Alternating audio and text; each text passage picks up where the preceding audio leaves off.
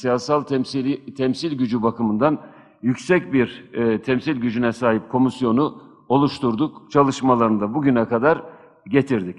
Bir başka önemli mesele de bu siyasal temsil gücü yüksekliğine uygun bir şekilde buradaki dinlemelerimizde de toplumun farklı kesimlerini olabildiğince geniş bir yelpazede temsil edebilecek ve böylece ortaya çıkacak toplumsal mutabakatı hızlı ve güçlü bir şekilde genişletecek bir toplumsal mutabakatta geniş tabanı dinleme hassasiyetiydi. Burada dile getirilen şehit aileleri ve gazilerimizle başladığımız ilk toplantıdan bu yana çok farklı sayıda sivil toplum kuruluşunu, çok farklı sayıda toplumun farklı siyasal kanatlarına hitap eden grupları dinledik. Herkes burada kendi görüşlerini açıklıkla dile getirdi ve olgun bir şekilde mutabakat zemininin genişletilmesi için çalışmaları sürdürdük.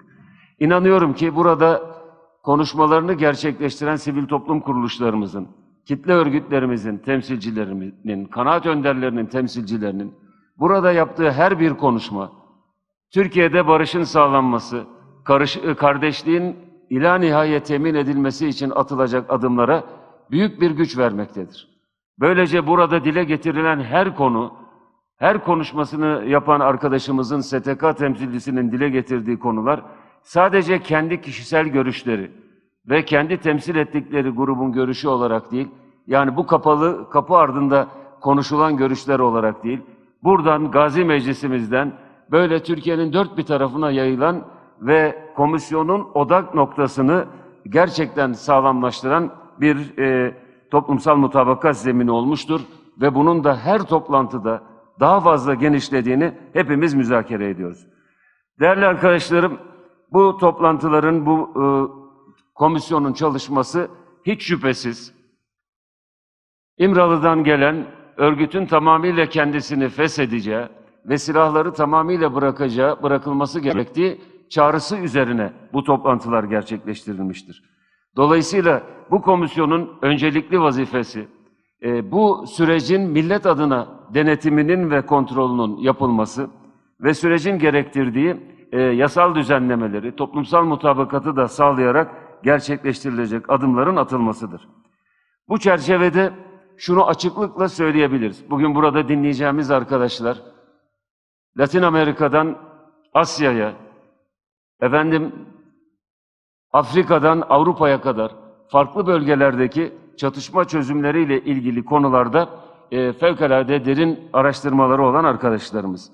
Şunu rahatlıkla söyleyebilirim ki, bizim şu anda gerçekleştirmeye çalıştığımız husus bir Türkiye modelini ortaya koymaktır.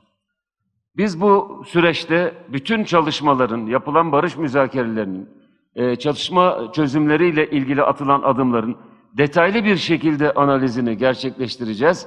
Ama şunun da farkındayız ki yaptığımız şey Türkiye'ye has bir modelin ortaya konulmasıdır.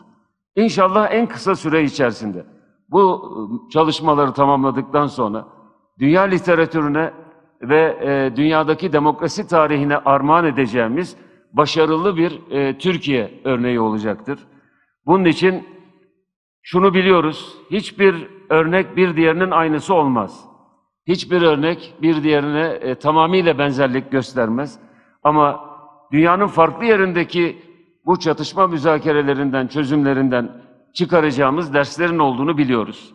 Buradan alacağımız derslerle tamamıyla bize ait bir modeli ortaya koyabilecek hem siyasal güce, hem toplumsal mutabakata, hem bilgiye, hem de Türkiye demokrasisi olarak tecrübeye sahibiz.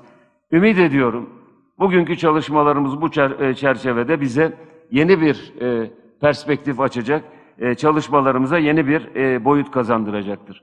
Şimdiye kadar yine burada dile getirilen konularda, geçen hafta da ifade ettim, bir kez daha ifade etmek isterim. Sürece ilişkin farklı kanaatleri olmakla birlikte herkesin ortak cümlesi, artık anaları ağlamasın, artık silahlar konuşmasın, artık bu memlekette huzurun, barışın, selametin temin edilmesi için herkes, ilgili herkes üzerine düşen sorumlulukları yerine getirsin. Hiç şüphesiz bu süreçte en önemli hususlardan birisi, başlangıçta ifade ettiğim gibi, örgütün bir an evvel silahlarını tamamıyla terk ederek, bütün unsurlarıyla birlikte İmralı'dan yapılan çağrıya uyduğunu açıklaması ve bunun gerektireceği adımların atılabilmesi için de Türkiye siyasetinin önünü açması ve Türkiye siyasetini rahatlatmasıdır.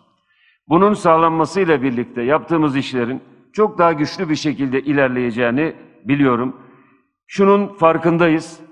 Bu çalışmaların arkasında milletimizin büyük desteği olmasa bu komisyon bir dakika toplanamaz. Bu büyük desteğin kıymetini bilmek zorundayız. Yine bu toplantılar boyunca ifade edilen bir başka hususu da söyleyerek sözlerimi tamamlamak isterim. Dikkatle, iyi planlayarak, attığımız adımları niçin ve hangi amaçla attıklarımızı gayet iyi hesap ederek çalışmalarımızı sürdürüyoruz.